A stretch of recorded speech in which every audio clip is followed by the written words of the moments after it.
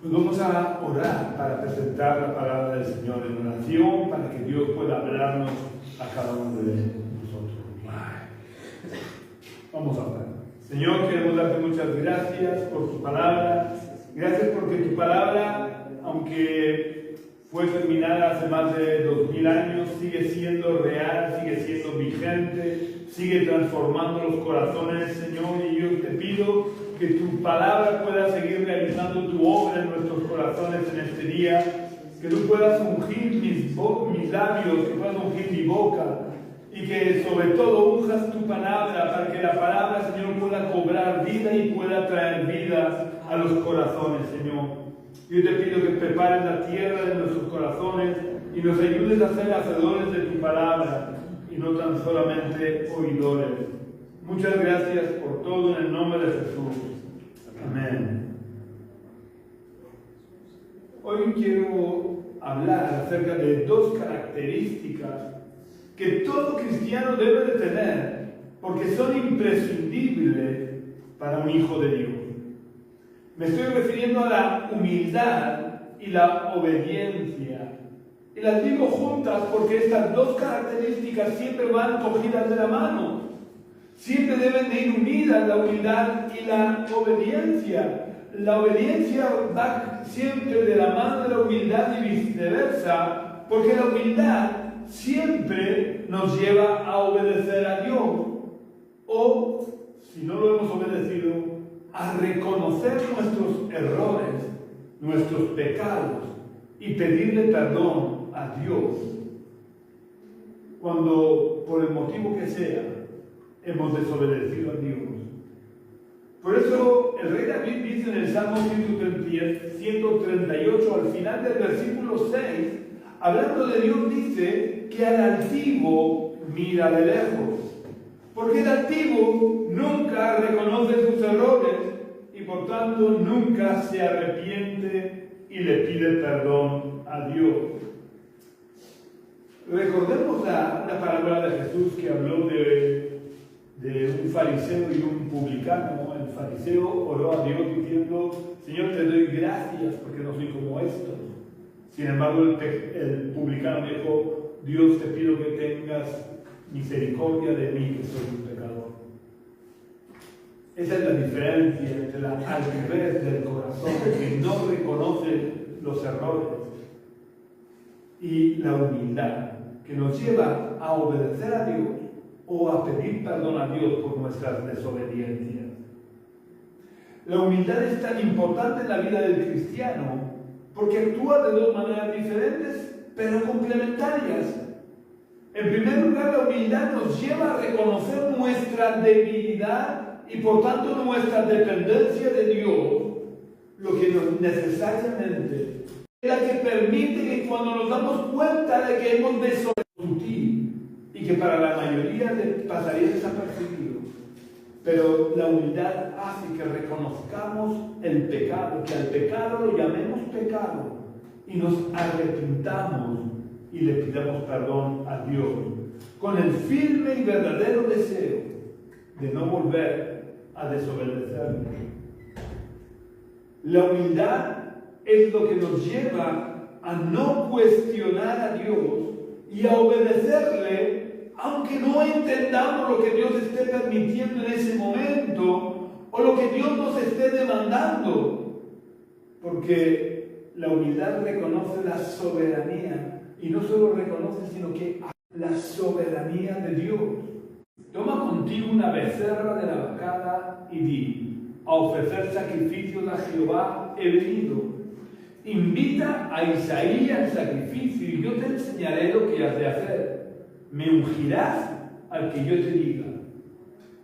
Hizo pues Samuel como le dijo Jehová. Luego que él llegó a Belén, los ancianos de la ciudad salieron a recibirlo con miedo y le preguntaron: ¿es pacífica tu venida? Lo primero que quiero destacar es que el ser un siervo de Dios no nos deshumaniza. Y lo digo porque a veces tenemos la tendencia a creer que el cristiano el cristiano no tiene los mismos sentimientos que el resto de las personas. A veces hay personas que creen que el ser cristiano nos deshumaniza y hace que dejemos de tener los sentimientos que cualquier otra persona tiene. Por ejemplo, en cierta ocasión hace años, escuché a un cristiano decir que no estaba triste ante la muerte del bebé que su esposa esperaba. Y decía que no estaba triste porque estaba en el cielo y que un día lo vería. Estas palabras, que a priori pueden parecer muy espiritual, no son una reacción normal. Y no son una reacción normal dentro de los verdaderos cristianos, de los cristianos espirituales que aman a Dios y que lo aman de verdad. Porque un cristiano que ama a Dios de todo corazón no deja de tener los sentimientos humanos. Dios puede tratar con nuestro corazón y hacer que de verdad nos sintamos el dolor de la separación, pero no es lo normal, ni lo más frecuente. Esta reacción de este hermano que me dijo que no estaba triste ante la pérdida del bebé que esperaba su mujer y que ya era grandecito el bebé, no estaba recién embarazada su mujer. Esta reacción quiere parecerse a la reacción que tuvo David ante la muerte del hijo que Betsabé le había dado. Puede darse esta reacción en algún caso concreto. Yo no pongo en duda lo que el hermano pudiera sentir o no. Lo que estoy diciendo que no es la reacción normal. Ni tampoco tiene por qué serlo. Porque aunque sabemos que un día volveremos a ver a nuestros seres queridos que han partido con el Señor, no es menos cierto ni menos real que mientras nosotros estemos aquí en la tierra, mientras nosotros no partamos con el Señor, no los vamos a volver a ver. Y eso produce un sentimiento de tristeza por el vacío que han dejado en nuestro entorno y en nuestro corazón. Pues Samuel estaba experimentando un sentimiento muy similar al duelo que sentimos cuando un ser querido parte con el Señor. Porque no olvidemos que Samuel había conocido a Saúl cuando Saúl era un jovencito humilde, capaz de remover cielo y tierra por obedecer a su padre de la mejor manera posible. Además, Samuel era quien, por mandato de Dios, lo había ungido como rey de Israel. Y era quien había guiado los pasos desde su coronación y durante los primeros tiempos, los primeros pasos de Saúl como rey de Israel. Por lo que Samuel había establecido un verdadero vínculo emocional con Saúl y lo amaba profundamente. Por lo que sintió un gran dolor y un gran pesar en su corazón cuando Dios le dijo que debía decirle a Saúl que lo había rechazado y desechado por su desobediencia y que en consecuencia le quitaría el reino. Quiero destacar también de que Dios no es un ser humano sensiblero que se deje llevar por nuestros sentimientos. Y lo quiero destacar también porque a veces nos cuesta entender que Dios ni se deja llevar por nuestros sentimientos, ni se conmueve por nuestros sentimientos, ni en muchas ocasiones respeta nuestros sentimientos. Porque Dios actúa en base a sus propósitos y a su voluntad, que aunque no siempre la entendamos, siempre es lo mejor para nosotros o para su pueblo. Si Dios tuviera que respetar los sentimientos humanos, no podría permitir que la muerte alcanzara a ningún ser querido nuestro. Sin embargo, sabemos que por culpa del pecado reina la muerte hasta que Cristo vuelva y la muerte sea derrotada y echada al infierno junto a Satanás. Pero mientras tanto, en el mundo reina la muerte y Dios no va a impedir que nuestros cuerpos sigan su curso natural porque eso cause dolor o tristeza a alguno de sus hijos. Dios está por encima de los sentimientos humanos. Teniendo esto en cuenta, vemos que en medio del dolor y la tristeza que Samuel estaba experimentando por Saúl, porque Saúl había sido desechado por Dios, Dios le habla a Samuel. Y quiero que nos demos cuenta que las palabras de Dios no son para consolar a Samuel. Las palabras de Dios no son para calmar o mitigar el dolor y la tristeza que Samuel está sintiendo y experimentando en ese momento. Las palabras de Dios no son palabras de consuelo, sino todo lo contrario. Dios le recrimina a Samuel que siga llorando por Saúl cuando él había rechazado a Saúl. No sabemos cuánto tiempo de margen le había dado Dios a Samuel para que llorase a Saúl por haber sido desechado. Pero el caso es que después de ese tiempo de margen que Dios estima suficiente para que Samuel pasara página, dado que él había sido testigo de la desobediencia de Saúl, le dice que se deje ya el duelo a un lado y que se ponga en marcha para obedecerle y cumplir su voluntad. ¿Cómo reaccionaríamos nosotros si en medio del dolor Dios nos pidiera que aparcáramos nuestro dolor, que dejáramos nuestro dolor a un lado y nos pusiéramos en marcha para obedecerle? ¿Seríamos capaces de levantarnos en medio del dolor y cumplir los propósitos de Dios? Lo pregunto porque a veces no somos capaces de obedecer a Dios, aunque ni siquiera estemos experimentando ninguna tragedia, ni ningún episodio especialmente triste en nuestra vida. Así que, ¿qué haríamos si nos viéramos en las circunstancias de Samuel?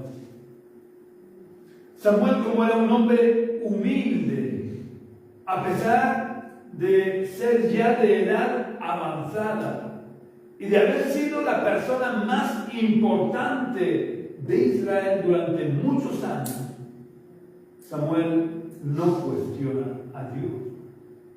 Coge todo lo necesario para obedecer a Dios y emprende el camino hacia él. Donde tiene que obedecer a Dios en un mandato un tanto doloroso, pero también peligroso. Digo que lo que tiene que realizar Samuel era doloroso por el amor que él todavía sentía por Saúl. Daros cuenta que iba a nombrar al sucesor de Saúl cuando Saúl muriera, en lugar de que lo sucediera el hijo de Saúl. Así que él tiene que realizar este propósito de Dios, esta voluntad de Dios, a pesar del dolor que sentía por tener que nombrar a un sucesor de Saúl que no fuera de la sangre de Saúl. Y evidentemente era una empresa arriesgada y peligrosa, como Samuel se lo hace notar a Dios, porque si Saúl se llega a enterar, hubiera sido acusado de rebelión y de sedición. Así que Samuel no cuestiona la orden de Dios, solo le dice: tú sabes que esto es peligroso, ¿cómo lo voy a hacer sin que Saúl me mate? Y entonces Dios le da la estrategia adecuada que él tiene que seguir para poder cumplir el propósito sin correr peligro. Y esto quiero hacerlo notar. Dios siempre que nos da un propósito, Dios cuando quiere que cumplamos su voluntad, siempre da la estrategia para poder cumplirlo.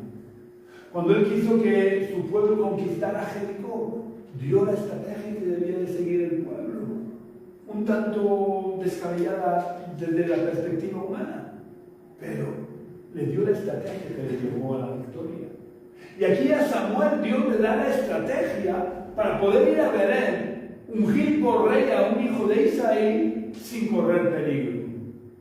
Así que Samuel, siendo avanzado en edad, te digo, él había sido, no sé cuántos años había sido juez de Israel, hasta que el pueblo pide un rey. Él, por orden de Dios, nombra a Saúl como rey. Saúl lleva ya varios años en el reinado, por tanto Samuel tenía ya una edad avanzada. Y en vez del camino de entre 16 y 19 kilómetros por esos caminos de tierra, entre Ramá y Belén, y llega a Belén. Estando ya en Belén, se dirige a la casa de Isaí, porque Dios le había dicho que tenía que ungir como rey de Israel a un hijo de Isaí. Pero Dios no le había dicho cuál de los hijos de Isaí. Isaí tenía varios hijos. Samuel solo sabía que uno de los hijos de Isaí era el escogido por Dios, que debía de ungir como rey. Así que estando en este empeño en obedecer a Dios y ungir por rey a uno de los hijos de Isaí, Samuel volvió a demostrar su humildad y su obediencia a Dios, aunque la voluntad de Dios fuera contra los criterios que él tenía, siendo como era una persona anciana con experiencia y una persona espiritual. Vamos a ver este episodio en el que él vuelve a demostrar su humildad y su obediencia en el mismo capítulo 16 de Samuel. Ahora vamos a leer del versículo 6 al 13.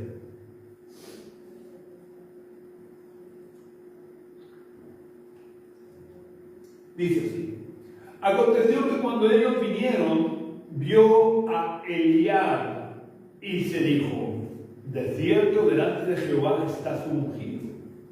Pero Jehová respondió a Samuel: no mires a su parecer ni a lo grande de su estatura, porque yo lo desecho. Porque Jehová no mira lo que mira el hombre, pues el hombre mira lo que está delante de sus ojos, pero Jehová mira el corazón. Entonces llamó Isaí a Abinadab y lo hizo pasar delante de Samuel, el cual dijo: tampoco a este ha escogido Jehová. Hizo luego pasar Isaí a Sama, pero Samuel dijo: tampoco a este ha elegido Jehová. Hizo luego pasar Isaí 7 hijos, no menos. Hizo pasar 7 hijos suyos, desde que llevamos ya 10 hijos. Hizo pasar 7 hijos suyos delante de Samuel. Pero Samuel, ya desesperado, bueno, esto lo he añadido yo, le dice a Isaí: Jehová no ha elegido a estos. Entonces dijo Samuel a Isaí: ¿Son estos todos tus hijos? Ya había visto bastantes, pero por eso le preguntaron: ¿esto es todo lo que tienes?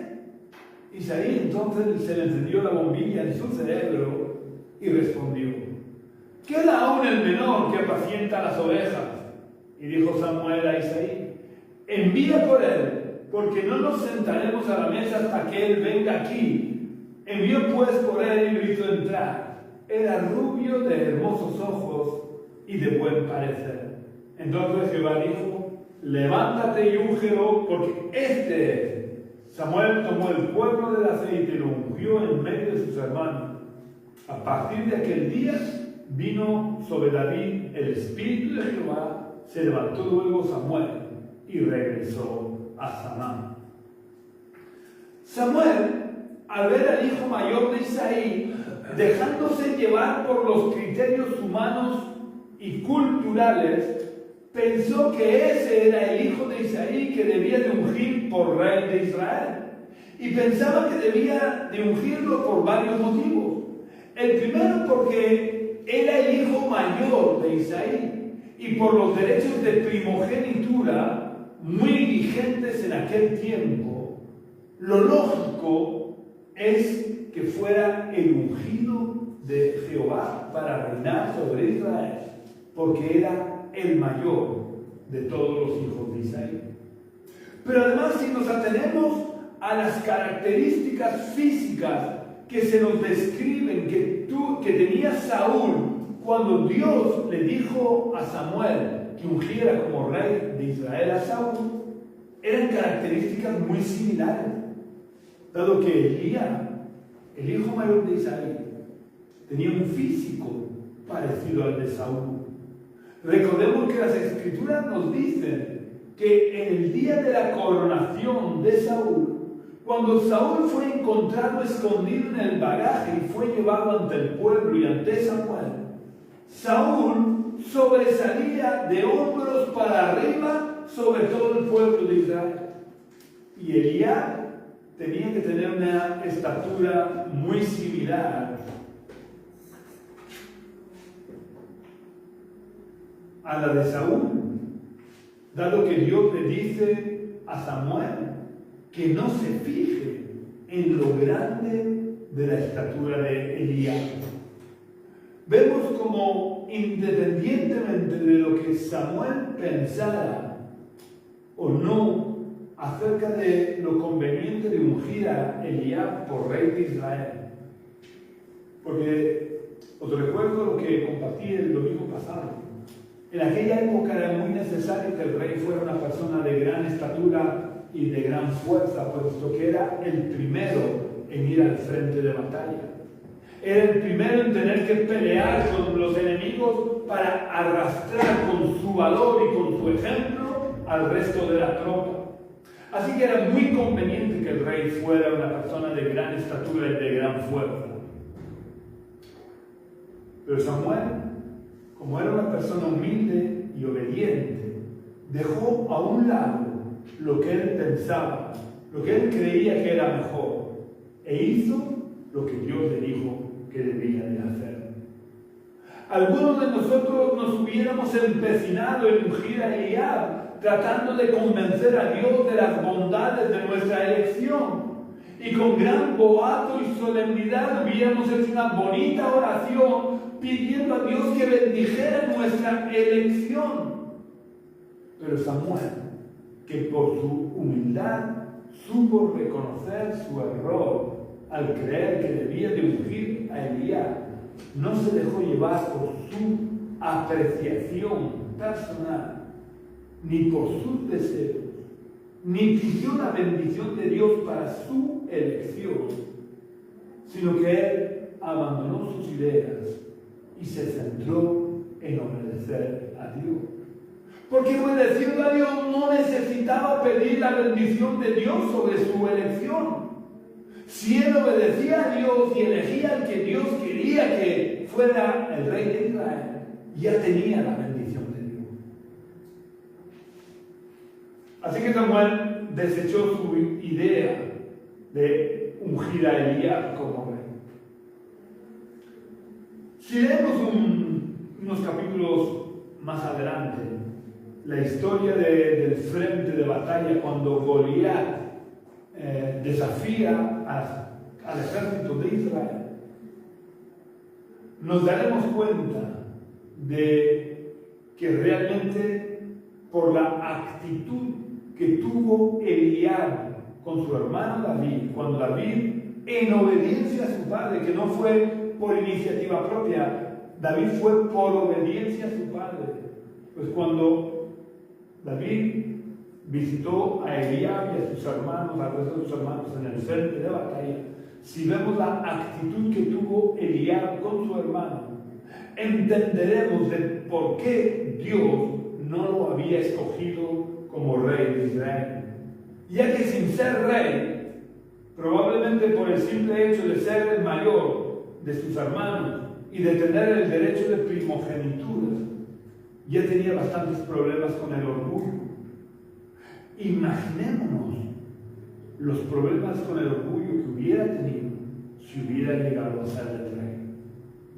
Probablemente hubiera cometido los mismos errores que por orgullo cometió Saúl. El caso es que Samuel, por su humildad, dejó a un lado su apreciación personal y obedeció a Dios, desechando uno a uno todos los hijos de Isaí.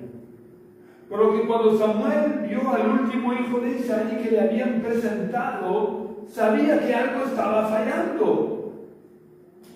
El proyecto hacía aguas porque sabía, porque Dios así se lo había revelado, que tenía que ungir como rey a uno de los hijos de Isaí. Sin embargo, todos los hijos que Isaí le presentó, ninguno era el ungido que Dios quería para Israel. Samuel, en su perplejidad, le pregunta a Isaí si esos son todos sus hijos. A lo que Isaí le responde que no, que todavía tiene un hijo más, el menor de todos, el que ya ni se acordaba de él, porque estaba en el campo pastoreando sus ovejas. Yo puedo imaginarme a Isaí diciendo esas palabras a Samuel, como diciéndole: no te preocupes, ese no puede ser, porque es el más pequeño. Además, no sabe hacer otra cosa que tratar con animales, porque se pasa los días y muchas noches en verano perdido en el campo, tratando solo con mis ovejas. Al oír esas palabras de Isaí, Samuel lo tiene claro. Es el desechado y menospreciado de su padre. Es el que Dios había escogido para que fuera el rey de Israel. Porque, como escribiría Pablo muchos siglos después, en su primera carta a los Corintios, en el capítulo 1, versículo 28, lo vil del mundo y lo menospreciado escogió Dios, y lo que no es, para deshacer lo que es. David era la persona idónea para reinar sobre Israel, porque tenía un corazón humilde, ya que desde pequeño había experimentado el abandono emocional de sus padres y probablemente de sus hermanos. Por eso tuvo que pasar muchos días y muchas noches completamente solo en el campo cuidando de las ovejas de su padre. Y por eso, años después, escribió en el Salmo 27, versículo 10: aunque mi padre y mi madre me dejen, con todo Jehová me recogerá. Pero había estado totalmente solo en el campo con las ovejas. La verdad es que no. Porque como David tenía un corazón humilde, se refugió en Dios. Y en esos largos días y largas noches de soledad física y emocional, buscó refugio en la presencia de Dios. De tal manera que pudo experimentar la presencia de Dios y ver la poderosa mano de Dios en acción,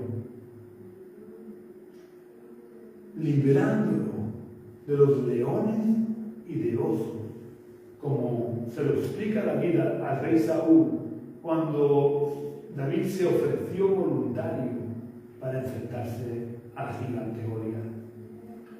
La humildad siempre lo llevó a David a la obediencia. A David, su humildad le llevó a aceptar que su padre lo tuviera medio abandonado en el campo cuidando de sus ovejas.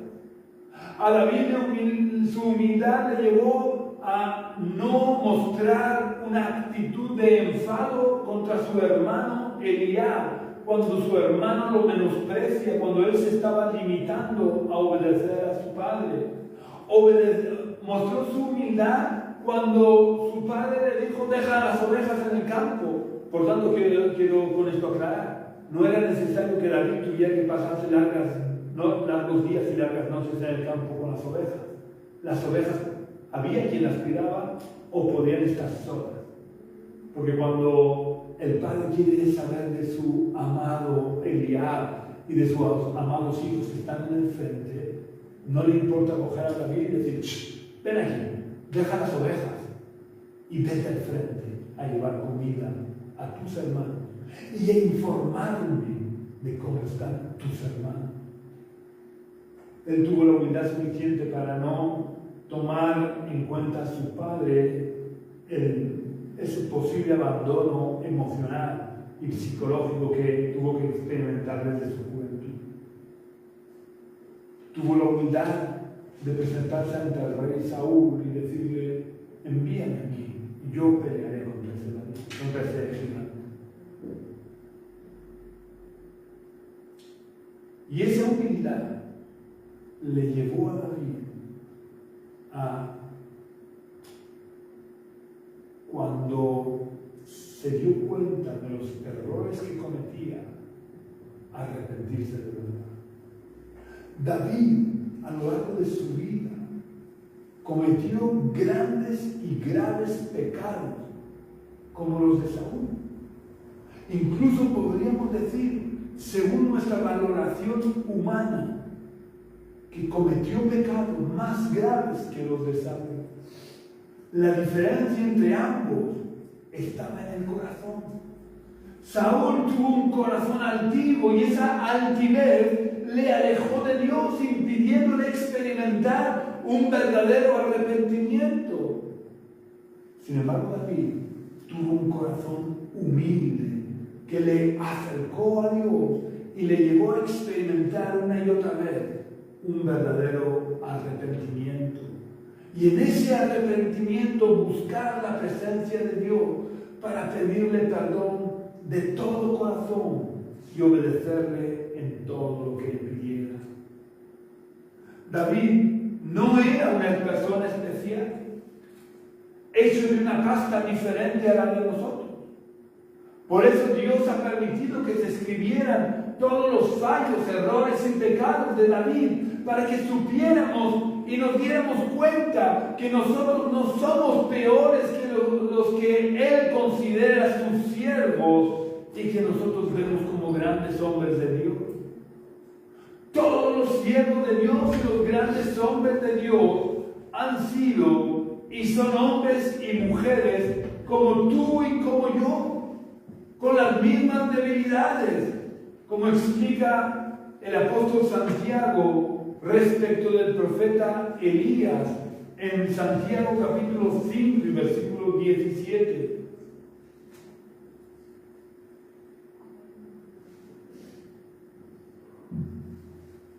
En Santiago capítulo 5 versículo 17, Santiago, hablando de Elías, dice: Elías era hombre sujeto a pasiones semejantes a las nuestras, y oró fervientemente para que no lloviera, y no llovió sobre la tierra durante 3 años y 6 meses.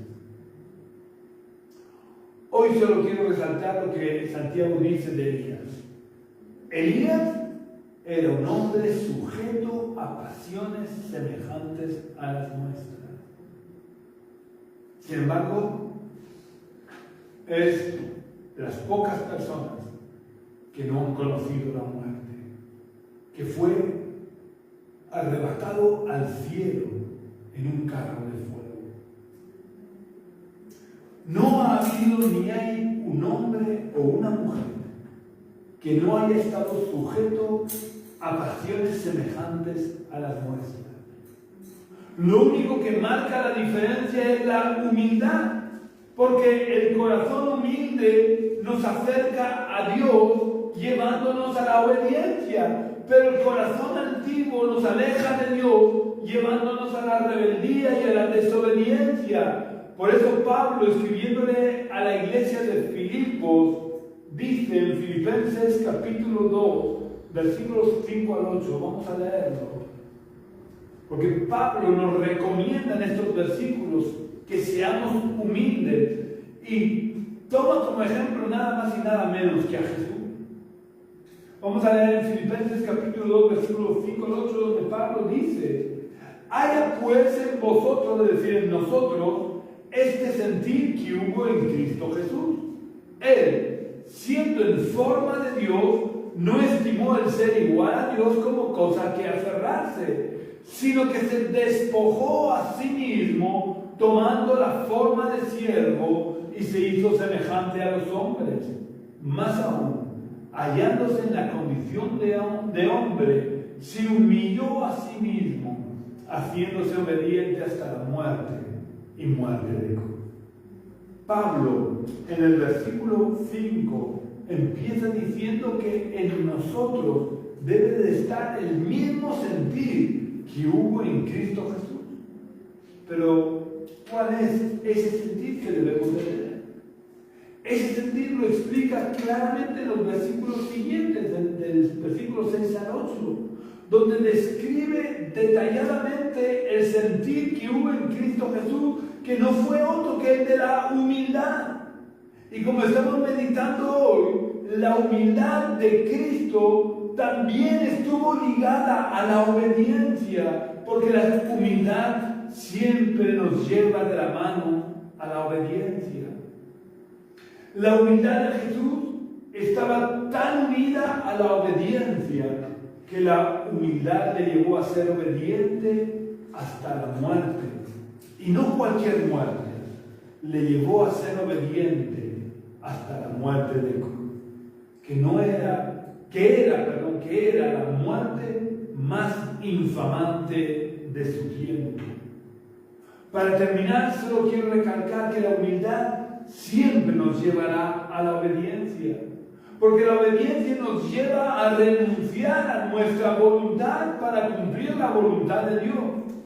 No importa lo que diga la tradición, no importa lo que nos hayan enseñado desde nuestra infancia, solo importa la voluntad de Dios reflejada en su palabra. Por lo que si tenemos un corazón humilde, obedeceremos a la palabra de Dios. Pero si hay altivez en nuestro corazón, nos quedaremos con nuestra voluntad, con nuestras tradiciones, y por tanto nos alejaremos de Dios. Esta es la decisión más importante que debemos de tomar en nuestra vida. Tener el sentir que hubo en Cristo que le llevó a la obediencia hasta la muerte, o quedarnos con la altivez de nuestro corazón que antepone nuestras tradiciones, nuestras creencias o nuestra voluntad a la voluntad de Dios expresada en su palabra. Si quieres ser humilde y tener el sentir que hubo en Cristo Jesús para ser obediente a Dios, lo primero que necesitas es abrirle la puerta de tu corazón a Jesús e invitarle a entrar en tu corazón para reinar sobre tu vida, no para ser un convidado de fiesta. Tienes que abrirle la puerta de tu corazón e invitarle a que se siente sobre el trono de tu vida, para que de esa manera Él te pueda revestir de su humildad que te llevará a obedecer la palabra de Dios y por tanto te llevará al reino de los cielos. Si quieres recibir a Jesús en tu corazón, te invito a que cierres por unos momentos tus ojos y repitas la oración que voy a hacer. Vamos a orar. Señor y Padre Celestial, quiero darte muchas gracias por tu palabra. Gracias por haber sido de ejemplo para nosotros. Y yo te pido que tú perdones mi altivez, que perdones la dureza de mi corazón, que perdones todo el tiempo que he caminado conforme a mi propia voluntad, de espaldas a tu voluntad. Perdóname, Señor, límpiame de todos mis pecados, borra mis rebeliones. Te abro la puerta de mi corazón y te pido que entres en mi corazón y que te sientes sobre el trono de mi vida. Quiero poner la corona de mi vida a tus pies para que tú reines, para que tú puedas revestirme de ti y puedas ayudarme a ser humilde y que en esa humildad sea obediente a tu palabra. Ayúdame a renunciar a todo aquello que no venga de ti, aunque me lo hayan enseñado desde niño, aunque la tradición lo diga. Ayúdame a ser obediente a ti por encima de cualquier otra cosa. Y que desde hoy para siempre te siga, te sirva y te obedezca. En el nombre de Jesús. Amén. Si has hecho esta oración, no dejes de buscar una iglesia, ya digo, donde no se predican tradiciones humanas, donde se predica el Cristo resucitado, y te unas a esa iglesia para que puedas ser partícipe de la bendición de ser parte de la familia de Dios. También quiero pedirte, por favor, que puedas compartir este culto en todas tus redes sociales para que el mensaje del Evangelio se pueda ir extendiendo. También, si quieres visitarnos a nosotros, si quieres venir a este lugar, nos reunimos en la calle Río Júcar, número 19 bajo del barrio de los Dolores de Cartagena. Nos reunimos los domingos a las 11 de la mañana. Si quieres venir, serás muy bienvenido. También puedes contactar conmigo a través del teléfono que figura en la página de Facebook de la Iglesia Génesis, preferiblemente por las tardes, o puedes visitar nuestra web, que es iglesiagenesis.jindofree.com. Iglesia Génesis se escribe tal cual suena, sin acentos, sin mayúsculas, .jindofree, deletreado